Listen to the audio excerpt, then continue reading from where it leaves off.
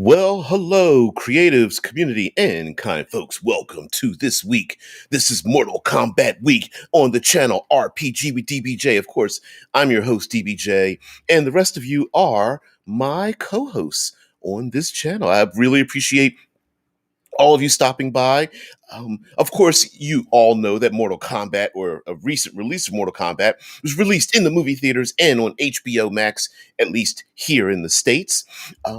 I thought, you know what?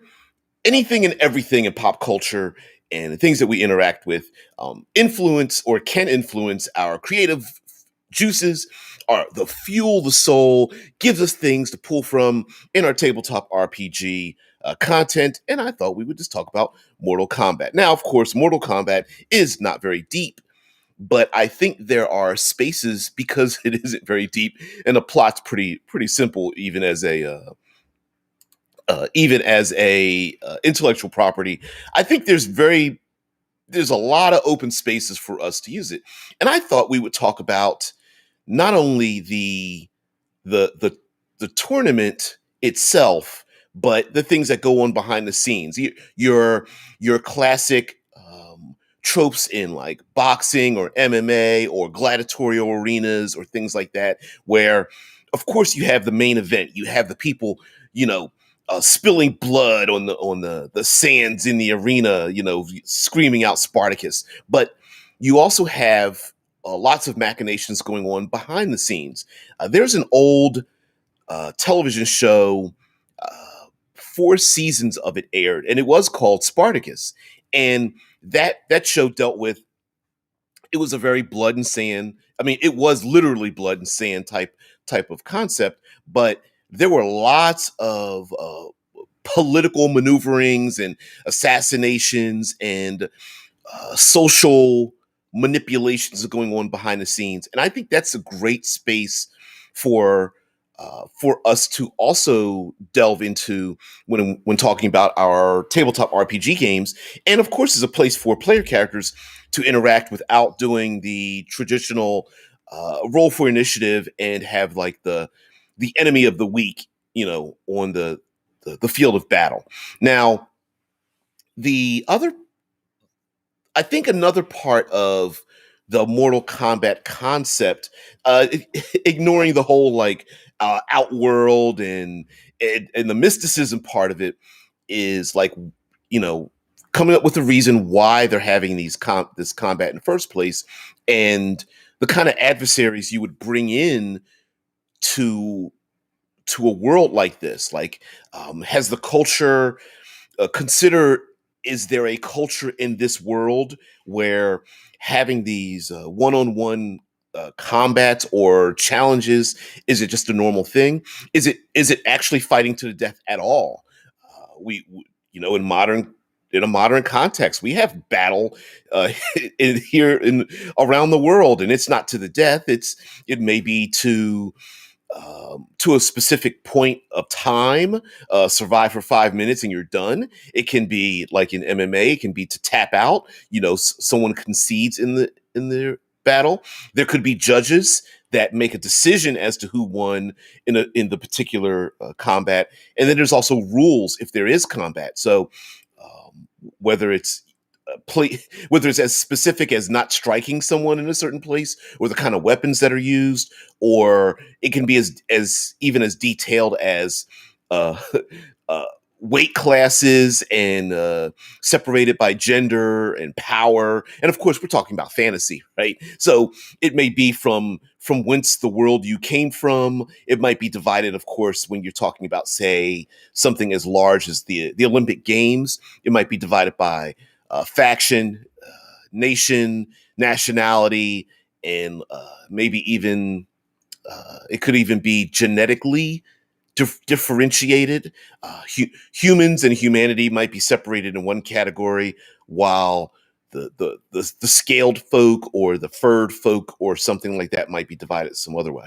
So, and of course, you can play around with that as much as you want, and even throw a couple of weird monkey wrenches in there, like I don't know, eye color or handedness or something silly like that, if you want to go a little bit strange with it, because you can't go too strange with Mortal Kombat. Now, with the machinations happening in and outside of the ring, I also think that, and mind you, it doesn't have to be a ring at all, but outside of the conflict, the things that can happen could be anything from bribery or intimidation, the the expected unexpected visitor from outside, whether they are ringers brought in by an enemy clan, or visitors from a nation that normally doesn't involve itself. For example, in the movie Black Panther, the Jabari tribe, um, that lived in the mountains, showed up to challenge T'Challa's claim to the kingdom, because normally it would go if there's no challenger, it goes unchallenged, he would become king. But M'Baku comes down with his tribe and says, no, I don't. You couldn't protect your own father, and your sisters, like, throwing our traditions, giving us middle fingers and stuff, like, that's not traditional. And so came down the challenge. So there might be some kind of conflict that way. And moving off on that, continuing the Black Panther um, line of thought, not every enemy. It's a great way to have an adversary who isn't an enemy. So, my definition of, like, an enemy is basically someone who's like you and I. Not only do we probably not see eye to eye, but I am your physical threat and you are my physical threat. We are out to harm and or kill each other. But an adversary may be someone who, given a different set of circumstances, would probably be an ally or a friend, but given, unfortunately, placed on the other side of the table, they are a person who is now an antagonist to you, an adversary who's trying to work against you because the circumstances have changed. An example would be someone is trying to compete in a battle, and they are trying to save their family. Well, you know, this is a very simple and used trope in gladiatorial combat, that two friends have to fight each other to the death. Okay, and the one friend, of course, the main hero bonds with their friend and finds out that they're only here for glory, or they're here because they owed a debt to their family, or they they just happened to be poor and they couldn't afford to pay their debts, and are paying off their debts by just keeping their head down and surviving. And they end up bonding, and there becomes a bromance, and then all of a sudden they're both thrown into the arena, usually because, I don't know, one of the commanders of the Ludus or something like that realizes they're too close together, or they're speaking behind the person's back or whatever, and they're thrown into the ring together. And now what happens, right? The player characters want to win, but to win means to, turn up the volume of the murder hoboism, and go ahead and kill their best friend or what have you. Now, other adversaries as well might be people from other enemy nations that are in some kind of trouble, that the player characters, given a different set of circumstances, might be supporting them, but they have to have these challenges, either whether it's as lethal as to the death, or it could just be bringing glory or honor, or just even bumping up a level or two on the social status in the in the particular community that the player characters live in. Also, more often than not, player characters are in you're playing Dungeons and Dragons or anything like that. Usually, it's a motley crew of characters. I want to play a dragonborn. I'm playing an elf. I'm playing a gnome. And sure, on the outside, the motley crew it doesn't really matter. It's an easy way to bring people together. In the arena, it might be frowned upon uh, if the player characters are the type who, especially if they're the type that have to be uh, captured in between. If you're doing the prison trope, player characters are all shackled around together, or they're caged up, or they're slaves, or they're like gladiators that have to live in the ludus or something. And so the motley crew in the outside world, it might not bring too much of a problem, but inside there might be social gravity pulling the dragonborn all to one side of the of the yard, while all the gnomes are getting pulled to the other side. So you have that little bit of tension there as well. And listen, we've got a lot of tropes when it comes to like gladiatorial arena style things. Of course, there's the happy-go-lucky, but a little bit too overconfident character. We have ourselves the old man mentor support group, hey Rocky, punch that meat kind of thing. There's always some old guy who's giving out these vague uh, bits of wisdom to the new person that comes in. You can even throw in the trope of the individual kind of being like, you can even throw in the trope of the person being a little bit like, I gave up on life and meaning and honor until you showed up, and now you've given me a new look at life. That's what you've done. That's always a thing as well. So in terms of the older mentor, and a lot of times the older mentor, physically, well, okay, sometimes the trope is the hero shows up and has no real way of fighting, and then the mentor trains them. But the other method is the mentor doesn't really have it in them physically, but they know all the tricks of the trade. And so they, of course, they give their, you're a good swordsman, but you need to be better in the field of battle, or whatever the case may be.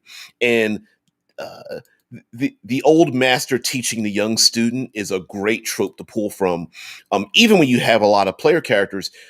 While normally that's not the case, we normally have one protagonist and maybe a sacrificial buddy on the side. The plenty of students brought together to be taught by the old master is a pretty good trope, and in fantasy gaming or Dungeons and Dragons, it's a great way to explain, why someone is leveling up, because they're being taught, they're being trained or taught by a mentor or something like that. Now, of course, excuse me. Now, of course, you have to have yourself. Hey, Gribble, what's going on there? Yeah, Mortal Kombat. Oh, hi. Hello to you. Now, of course, another trope is when you're talking about enemies. There's the person whose ego can't fit in the door, and there's always the ego can't fit in the door individual who talks a hell of a lot, and you got to shut them up. And so that's real easy if you want your player characters to get involved.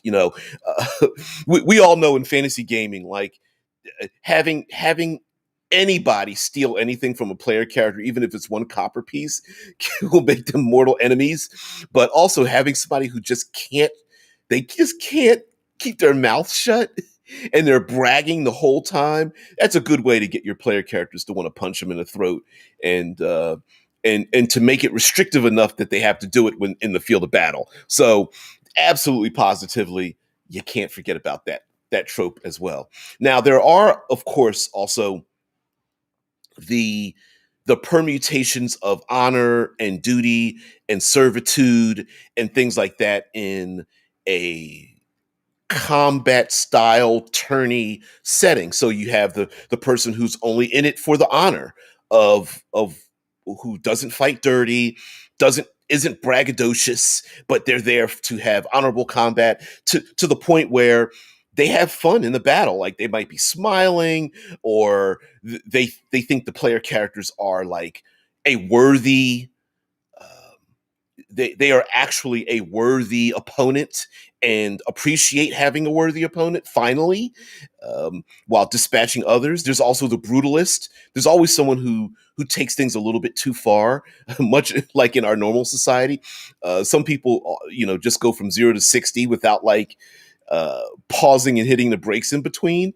And so this person is this person's really always just looking for an excuse, but they take any slight whatsoever and use that slight as fuel to hate on the PCs and what they're doing on your protagonist. So it could be anything from hell. It might be as something as simple as I don't like the way you smell, and you're just like you you you weren't even trying. Right? You just wanted to come in and let everybody know that you've got the largest genitals on the playground, and to do it, you have to try to embarrass the PC, which of course opens up a great opportunity to a PC punching the person in the throat and taking them down before the real tournament starts. Now, um, from the outside world, there might be different types of things drawing the player characters in from the outside world as well. A um, a loved one that's on the outside who is cheering for them. It's the Rocky, yelling out for Adrian in the very first Rocky movie, where what are you fighting for? Are you fighting for your country? And your countrymen are there waving banners or flags. Are you fighting for your soul? And there's an evil warlock patron just waiting for you to fail so they can take your soul down to hell or something.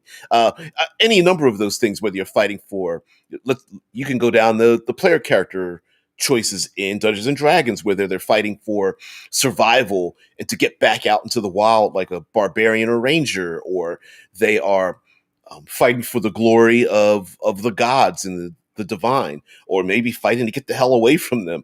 If you're going for far more Roman or Greek gods and whatnot, we know that they are petty and very ephemeral. They very chaotic, and so it might just be a way to get them off your back. So that's also a possibility. Now, also handling outside the ring, there might be gambling going on, and stakes might be raising higher and higher. So as far as that trope goes, the bookie, the the entrepreneur, the there's always the best friend who's trying to help their best friend. There's the fighter, and then there's the best friend who's the manager, but of course they have no managerial experience, so they're trying to make deals on the side. And that might also be a trope where maybe one or more of the player characters aren't in the fight at all, but they are trying to deal with keeping away saboteurs, or people backstabbing, or people who are trying to bribe other individuals or factions or whatever that are part of these tourneys, spitting out these trainees and these combatants for this thing. Now, again, like yesterday, we took it beyond the idea that there's like a ring and people fighting in the middle of it, much like in the Mortal Kombat uh, video game. It's not necessarily fighting in like an arena, it's fighting around the world. And a lot of fighting games do that. So this combat doesn't necessarily need to be in one arena, although you can have a bounded location. It might make it easier, but i- you also want to break up the monotony. So you can have all kinds of like a good trope is that the player characters are transported to a portal to be located somewhere with their enemies, and they have to fight their enemies in these very strange or very worldly places. Like, oh, we're going to send you to into a deep sewer and you have to fight there. You're going to send you to a frozen wasteland up in the mountains, or send you to a vast desert or something like that. And although you could combine the two, I suppose, and have an arena where everything in the arena is it's shaped in a manner that it's real, even though it normally wouldn't exist. But the minute you leave outside the arena, it goes back to normal. So inside the arena, you can have anything from ice capped mountains with a blizzard, or rolling desert sands, or thick jungle, or dark alleys or something. But the minute you exit it, the people that are spectators or something, all they see is you, even though you can move through the region inside the arena for miles and miles or something. That'd be kind of different. Or you could do the proverbial floating camera thing, I suppose. Although in fantasy, I guess it would be like scrying. But yeah, the floating camera trope is a big one as well. Also, the battle need not be directly against other adversaries. Again, challenges rather than combat. So it might be a distance battle, like you have to get uh, like the Iditarod or something. I'm probably mispronounced that, but it could be traveling far distances from A to B, or it might be getting the gold ring from some place that is at the bottom of the ocean or top of a mountain, or everyone's trying to fight to become king of the mountain or something like that. It could be uh, the entire the 5-man teams, multiple 5-man teams must, run, jump, leap, swim, bring every member of the team from A to B, and doing so may actually be the actual goal, the tropish goal to get from A to B, or to bring the entire team, and that's where the drama comes in, because you're only as strong as your weakest link. There might be saboteurs along the way who understand that, hey, the more they lame one of your team members, the greater chance it is that it's going to cost you more time and effort and resources, and endurance in order to achieve something, while they keep on running ahead because they don't have anybody with a broken leg or twisted ankle, or was knocked unconscious, or lost their supplies, or something like that, especially if it takes place over an extremely long period of time, longer than hours, like days, or even weeks or something, if you're talking more survival. Another challenge could be something, if you want to go far more tribal, it could be like a hunting gathering expedition, or uh, finding an oasis in a vast desert, more like a navigational effect, or something of that nature as well. So, by the way, guys, if you're watching the show and you want to take part, please drop a line in the chat, make a comment. You guys are the co-hosts on the show as well. You've been recruited. Sorry, it's your fault for tuning in. uh, but anyway, moving on with some of the other tropes in Mortal Kombat. You, of course, have to have training sequences. You may even have to have like the proverbial mentor healing the mentor healing the dislocated shoulder trope or something like that, and the healing of wounds, while the the healer chews on some kind of foul kind of leaf or something, and spits it into the wound of the player character while they work on their muscles or whatnot. Might be kind of cool. Let's see. Gribel brings up the comment, a bunch of undead wizards aristocrats scrying mortals to fight for fun, teleporting them to different planes, and the winner gets immortality as an undead like them. Now I have something to write. Now, they don't have to necessarily be undead, which also brings the point of, if the player characters are engaged in the battle in the first place, do they want to win? Some of your more healthy, young to middle aged human beings might be like, could we hold off the undead part at least till the end of my lifetime?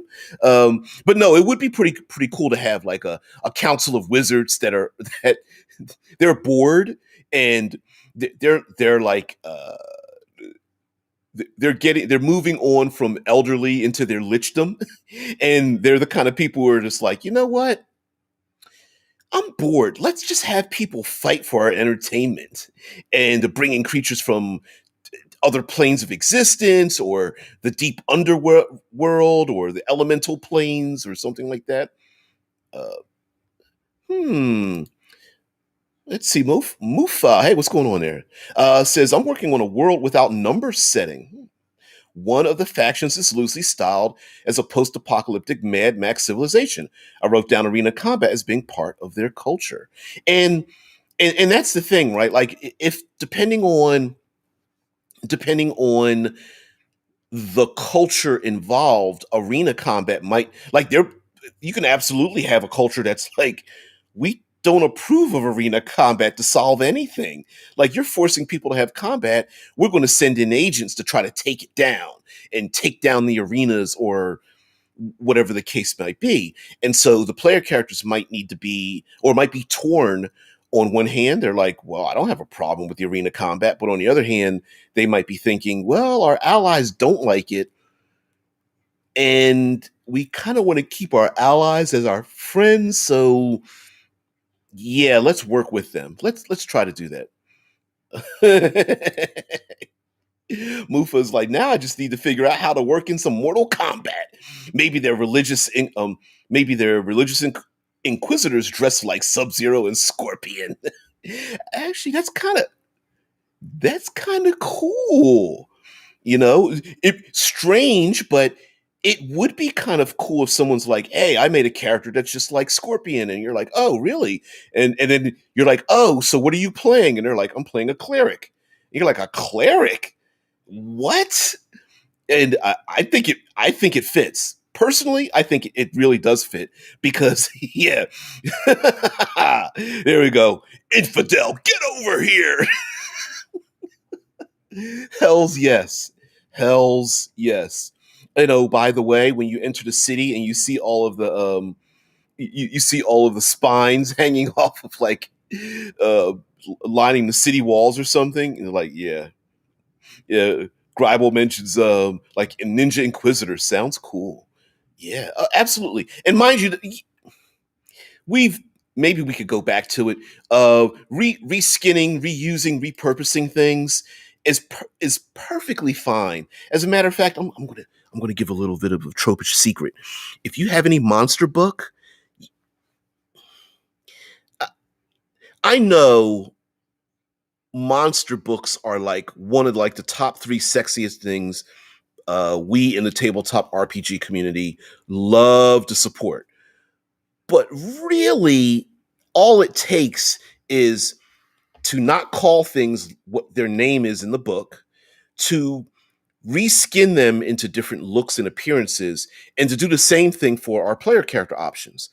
Um, if to break the trope of what a cleric or a paladin or a wizard or a ranger looks like and seems like is the goal of creativity. And yes, could Sub-Zero and or Scorpion be a cleric? Let's think of things that aren't ninjas, right? Like a cleric or a paladin, or I don't know, even a druid or something. Hell's yes. Oh man. Mike Gould, hey, what's going on there, dude? Says Thole homebrew. That's Mike Gould's homebrew world has one nation with arena combat as both sport and punishment. Sometimes the desperate have only one option to better their station, and goes on to say that it's pronounced that would be the Schwalvian order as opposed to the Juvian order, which would or Juvian order. Um, in Eclipse phase, it's the uh, the Jovians with J-O, because of Jupiter. They're pretty bad. Mike Gould says Sub Zero could easily be a Tempest cleric with a Frost aspect. Hell yeah! If a player came to me and said that's what they wanted to do, I couldn't say yes fast enough. Why the hell not? Why? What's the big deal? I mean, sure, you might claim that there's like balancing issues, but I it, it I think you're better off saying yes rather than trying to figure out ways to say no. You know what I mean? And mind you, I've heard people say like, "Well, how can I bring like martial arts or Dragon Ball Z ish anime style in my Dungeons and Dragons?" And I'm like, you do it by just saying that you've done it, right? A magic missile doesn't have to be what's written in the book. It can be your Hurricane. Why not? You know, when you use a class ability or a spell or something like that, you can frame it like katas and whatnot. Why the hell not? um, Michael says he or even a white draconic sorcerer with levels in monk. Yep, I agree with that. Hell, you could even do. Mm, well, no, but I was going to say if you want to go more intimidating, you could go bard, and because bards have spell like abilities like that are battlefield modifying, and and the charisma effects of the bard are just like intimidation, even though Sub Zero really doesn't talk too much. But if you want to be a loudmouth, you could do that. But yeah, a white draconic sorcerer or hell, you could go full wizard and just reframe everything as so-called martial arts abilities, come on, Dragon Ball Z, they're not martial artists, they're superheroes, right? So shield spell and magic missile and all that kind of stuff. Misty step or something could just be like you turning into ice, your body turns to ice, and then someone punches the ice and it shatters and you appear somewhere else or something like that.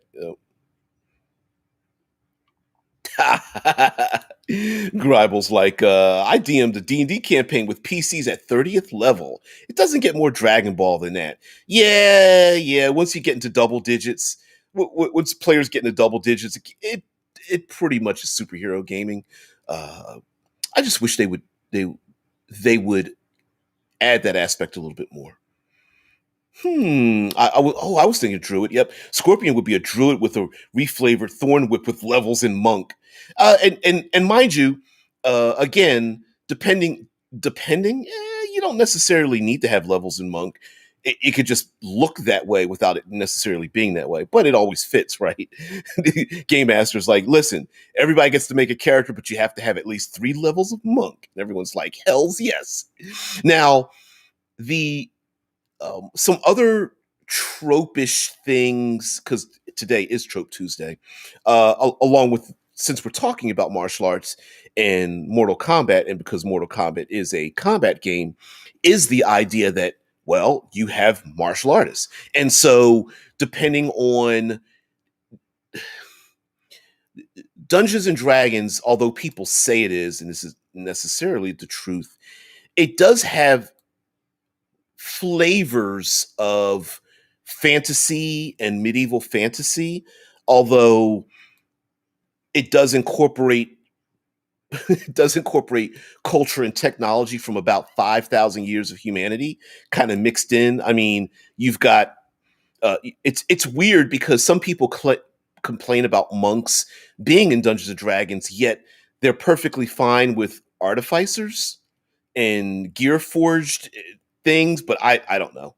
I just find that very strange. So the embrace of the idea that every character concept and the people in the world have a have this fantasy, what our from our side of the world would be a fantastical movie related version of what we would think of as far eastern martial arts and mysticism.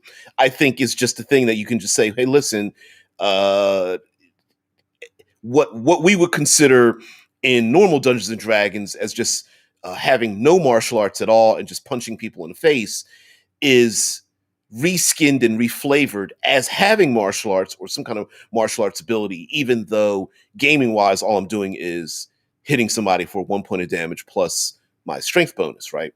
Now, you could really remix and reflavor that.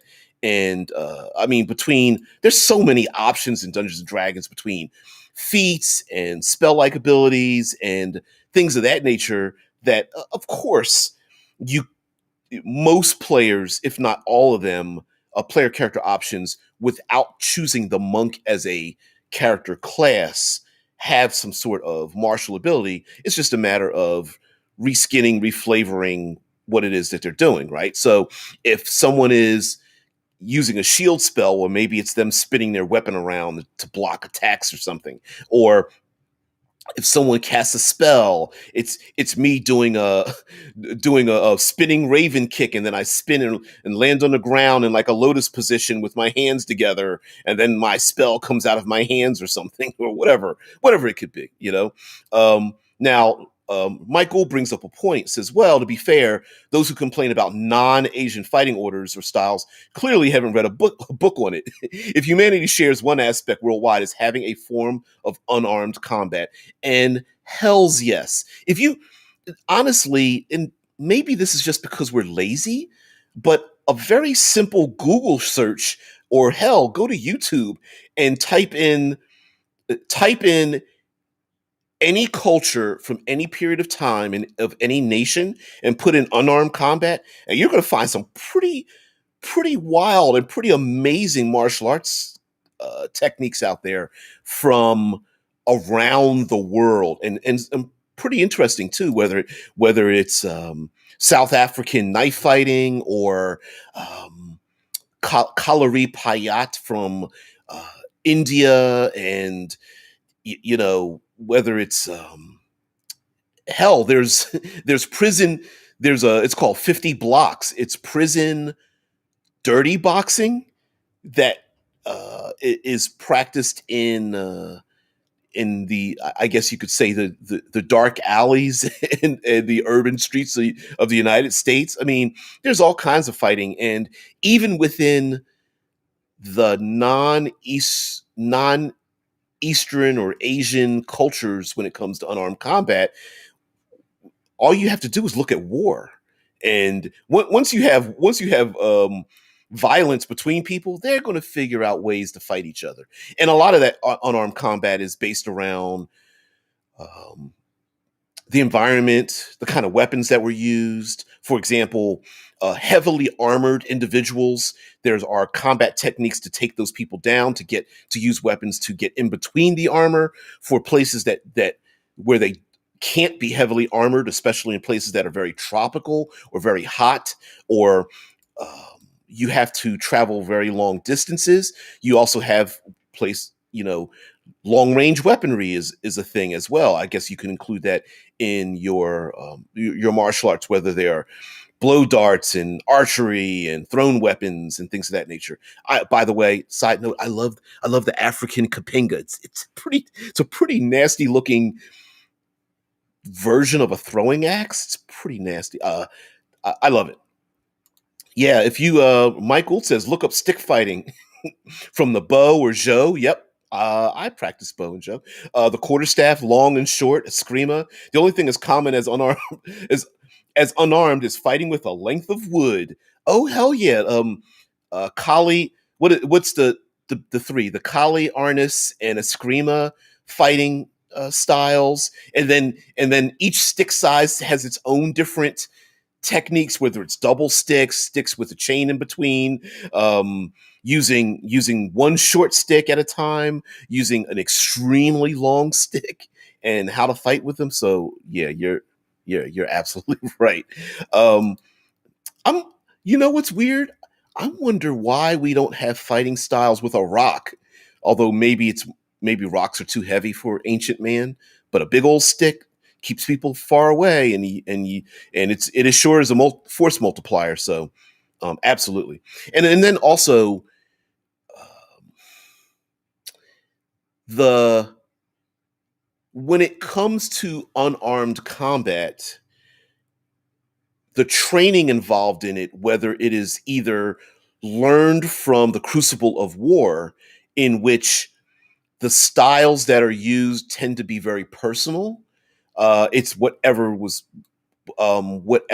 came about.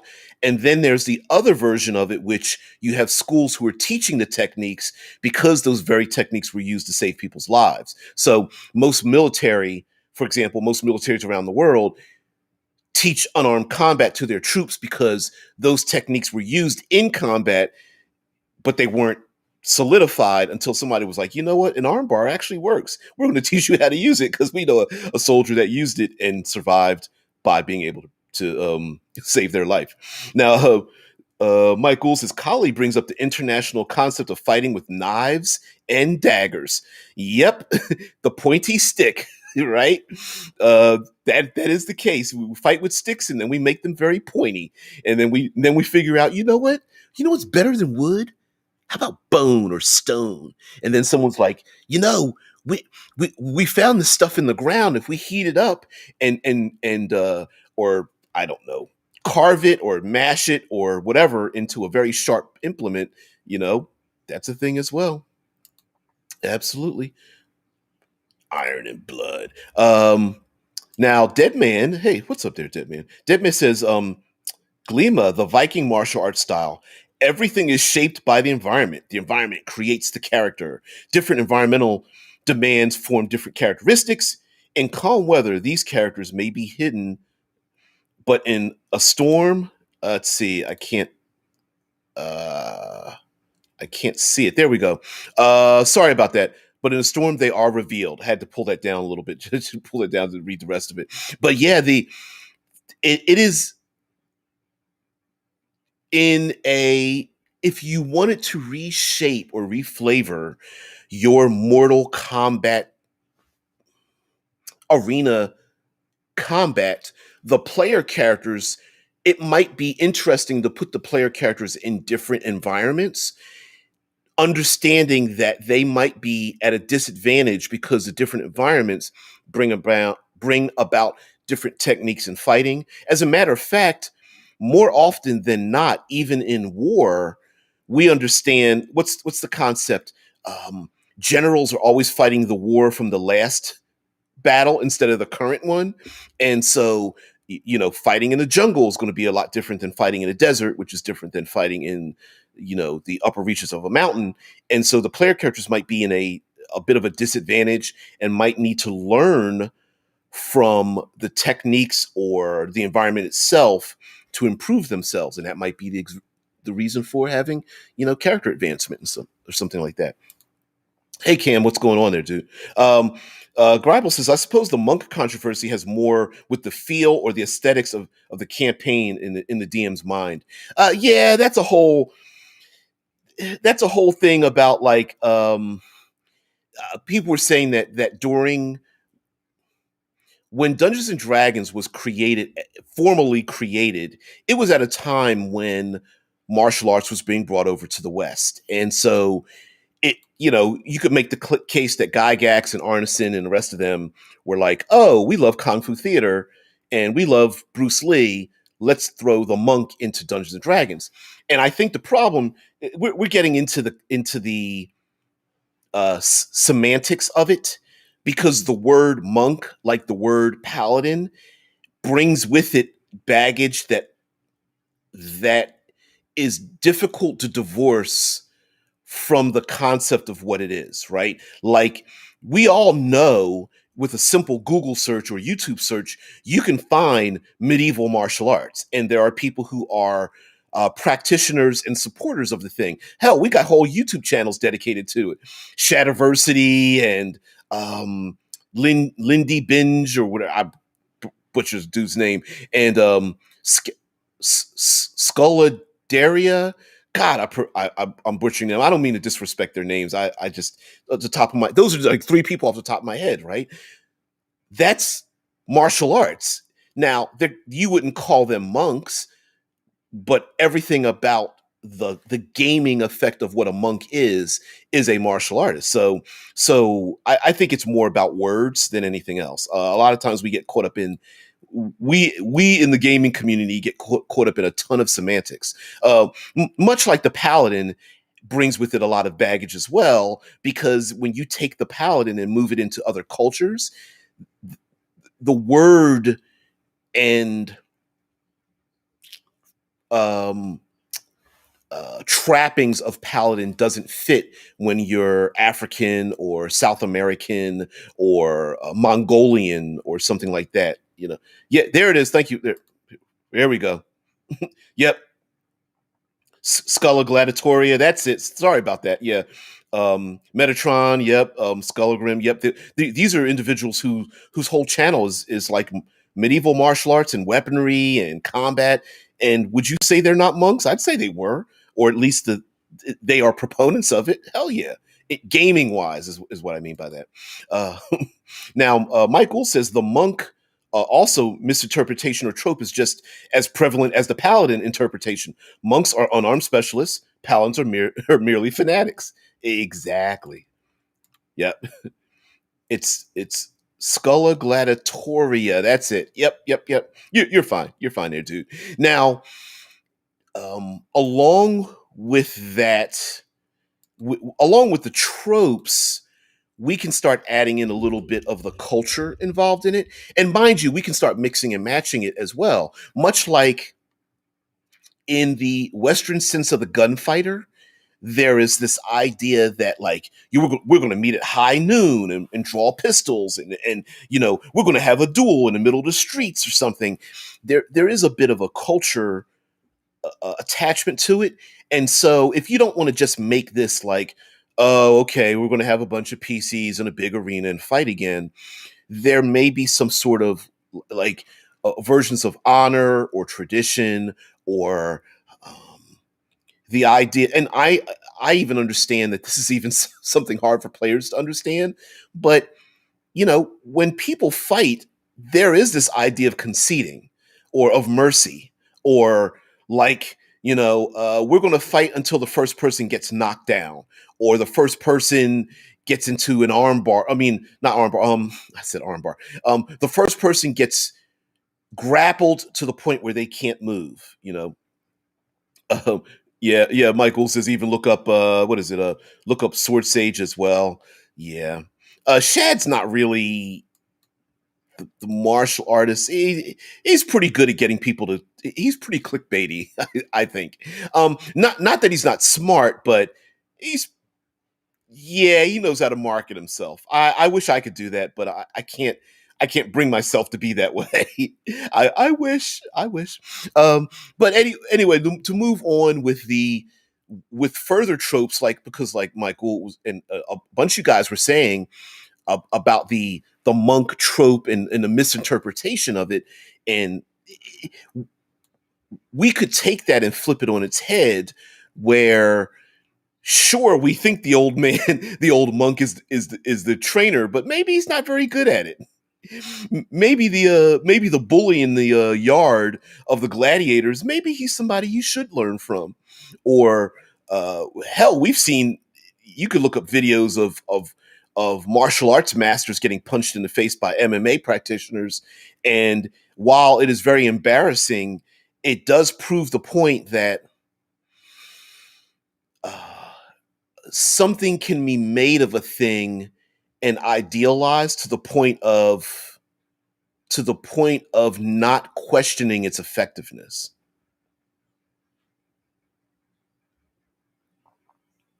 Yeah, I'm gonna put the comment up, but I agree with that.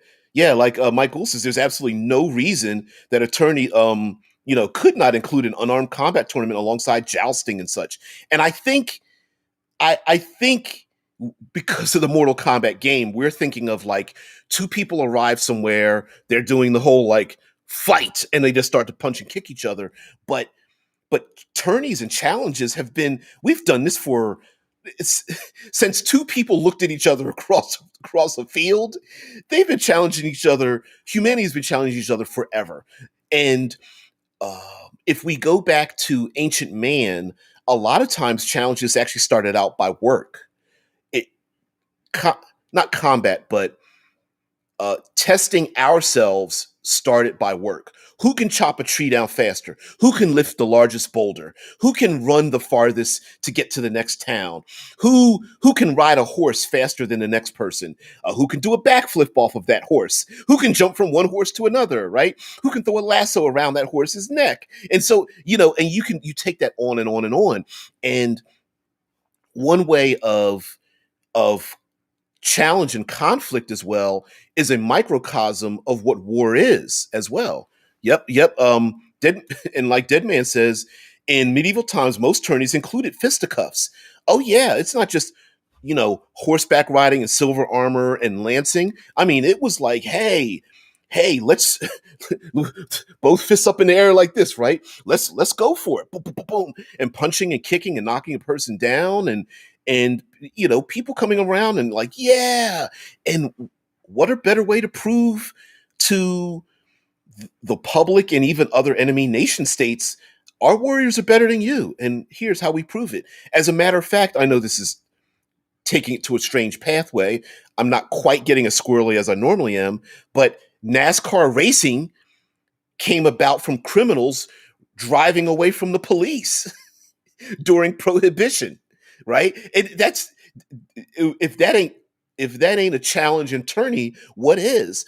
When the cops, knowing that the criminals that they're trying to capture are driving their cars fast through the back roads of different townships, and then when the criminals aren't criminalizing and the cops are off duty, they're like, man, I've been chasing you for weeks and I can't just cannot capture your car. How'd you do it? And they're like, well, I added a different muffler and I replaced the pistons and blah, blah, blah. And I use a different type of oil. And the cops were like, really? Prove it to me. And then they said, well, I'll race you down the road or let me see your engine. And they start bragging about it. And that turned into NASCAR. And that literally came about from criminality. So there's always reasons why people confront each other.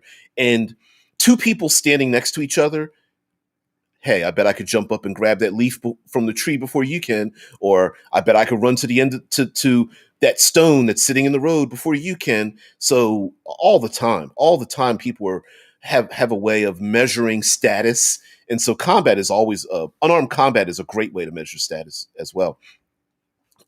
Mike Gould says sometimes the only reason a tourney would be entered would be just to get a sponsor.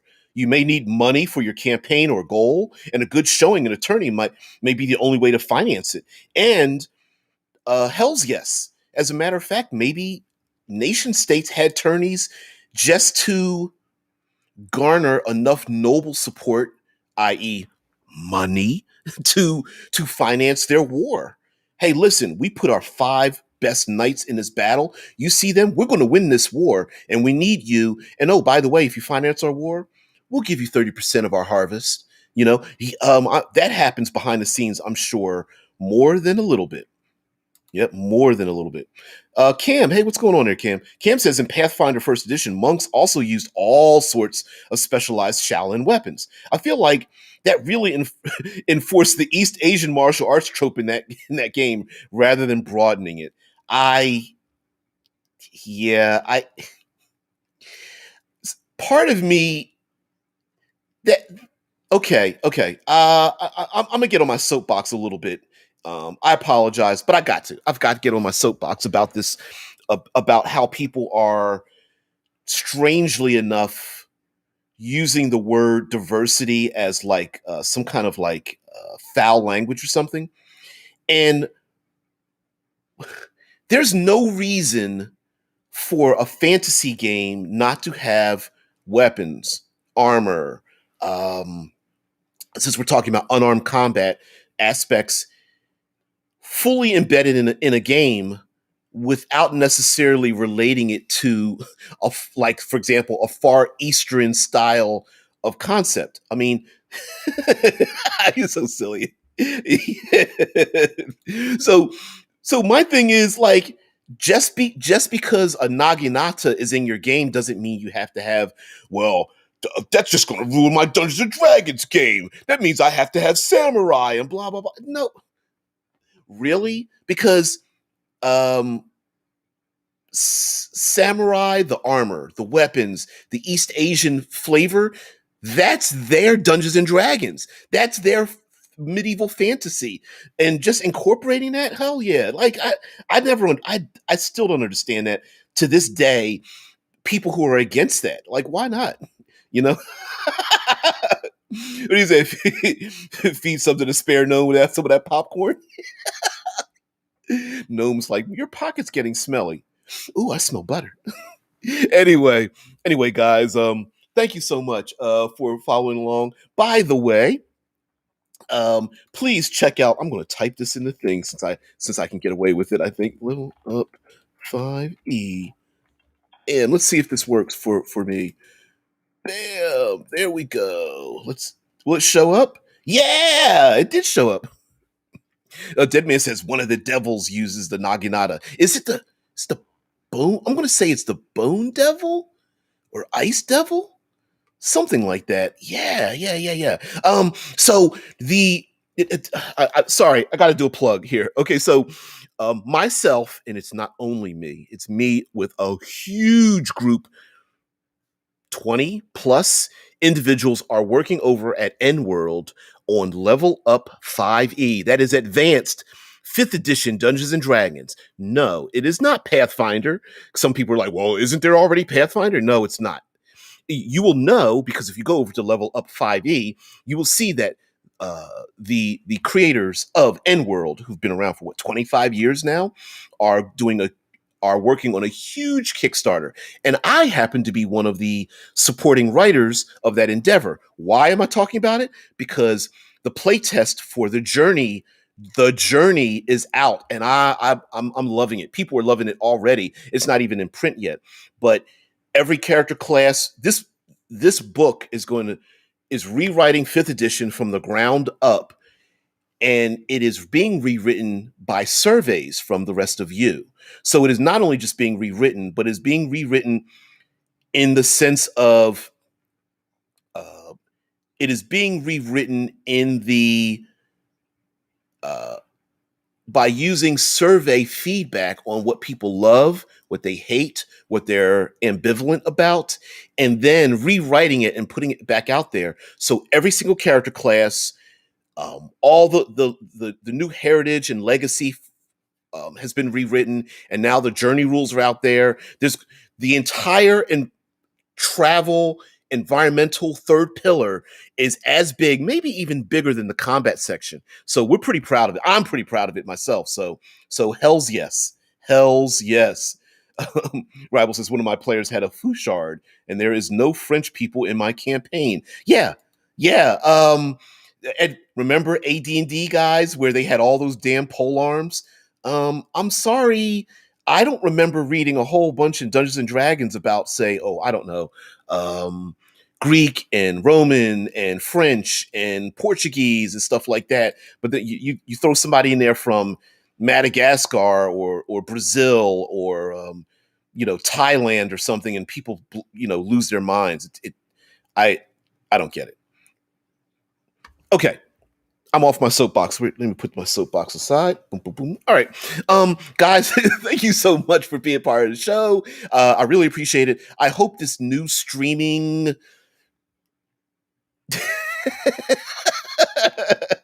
pole arms are girl's best friend.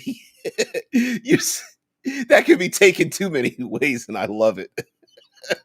Could you imagine? Sorry, I'm just picturing a really buff paladin in silver armor, dancing on a pole, like in a strip club. I don't know why, but yeah, yeah, that just went through my head. But anyway, guys, thank you so much for being part of the show. I hope this new streaming, I might upgrade or whatever, but I hope this is um, to your liking, since you guys are my co-hosts on the show. That's what makes the show much better. While I really appreciate you guys doing the like, share, subscribe, follow, all that good stuff, I am also aware that if and or when the show grows, I probably won't be able to keep up with the chat. So I would have to figure a new way of like creating a new, not memberships, but an hierarchy and whatnot, because I like to I like to give thanks to all of you because all of you bring your A game to me. So now the last thing before we do get out of here, I will say that Wednesday, Thursday, Friday, we are going to continue our Mortal Kombat discussion and use it as our fuel for our tabletop RPG games. So thank you so much. Tomorrow is World Building Wednesday. So not only are we going to talk about Mortal Kombat, we're going to build a world from the ground up as to why there is a tourney in the first place. Are the gods forcing people to do combat? Has humanity destroyed itself so much that this is the safer way of engaging with each other? Or is this just happens to be a way for humanity to travel, to ascend to another level or plane of existence or something? I don't know. But you guys have a great one. Cam, Cam's like, woo. Thank you so much, guys. I really appreciate it. Everyone, have a great day. I will see thee tomorrow.